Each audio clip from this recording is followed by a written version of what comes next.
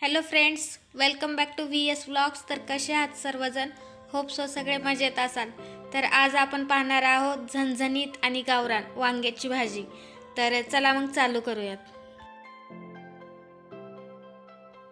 इथे घेतलेली आहेत कवळी 5 वांगी. तर त्याला आता मी कट करून घेते.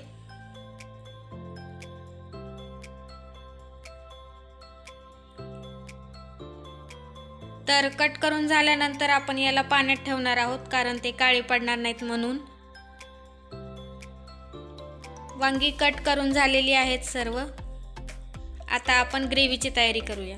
तर मग याच्यामध्ये घेतलेला आहे 1 कांदा, 1 टोमॅटो, 4-5 कढीपत्त्याची पानं आणि लसूण. तर यामध्ये मी लसूण खोबरं कुटून घेतलेलं आहे, बघू शकता तुम्ही. आणि वांगी ही धुवून घेतलेली आहेत. आता आपण यामध्ये मसाला भरणार आहोत. मसाल्यासाठी घेते शेंगदाणा कूट आणि त्यामध्ये घालते काळं तिखट 1 चमचा, हळद अर्धा चमचा, मीठ 1 चमचा आणि धने पावडर आणि सुहाना मसाला थोडासा. हे सर्व मिक्स करून घेऊयात आणि याला आपण वांग्यामध्ये भरून घेऊयात.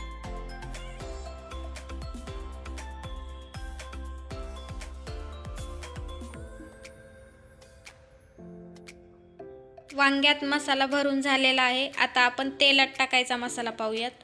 तर यामध्ये घेते 1 चमचा लाल तिखट, 1 चमचा काळं तिखट, हळद घेते अर्धा चमचा.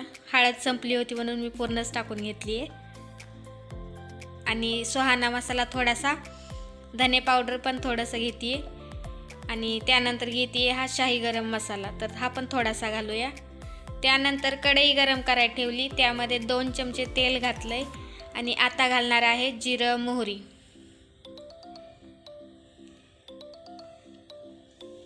तर जिरं मोहरी तडतडली की आपण याच्यामध्ये कांदा घालणार आहोत. कांदा व्यवस्थित फ्राय करून घ्यायचा आणि फ्राय करून झाल्यानंतर याच्यामध्ये घालणार आहे खोबरं लसूण. तर खोबरं लसूणही व्यवस्थित फ्राय करून घ्यायचं.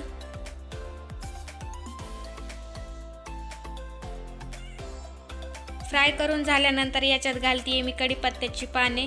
तर पाने ही तोडून घेतली आहेत मी, कारण ती खूप मोठी होती म्हणून. हे सर्व फ्राय झालेलं आहे. आता यामध्ये घालते टोमॅटो. तर टोमॅटो व्यवस्थित फ्राय करून घेऊ आणि यामध्ये घालूया मसाला. तर मसाला घातल्यानंतर व्यवस्थित मिक्स करून घेऊया आणि आता यामध्ये घालूयात वांगी. तर वांगी सोडल्यानंतर ह्याला व्यवस्थित फ्राय करून घेऊ 1-2 मिनटं.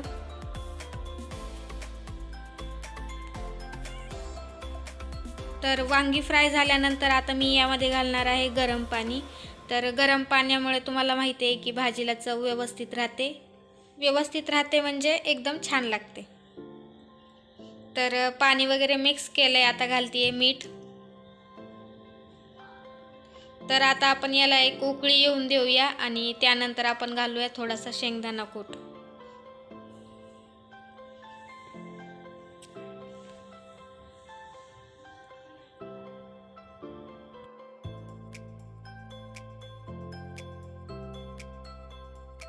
भाजी शिजत आहे तोपर्यंत मी बनवत होते पोळ्या. तर चला मग बघूया भाजी शिजली आहे का. तर भाजी शिजली आहे का ही कसं ओळखायचं, तर वांगं घ्यायचं आणि त्याच्या देठाला दाबून बघायचं. जर ते तुटत असेल तर समजायचं की भाजी शिजली आहे. तर आपली भाजी शिजलेली आहे.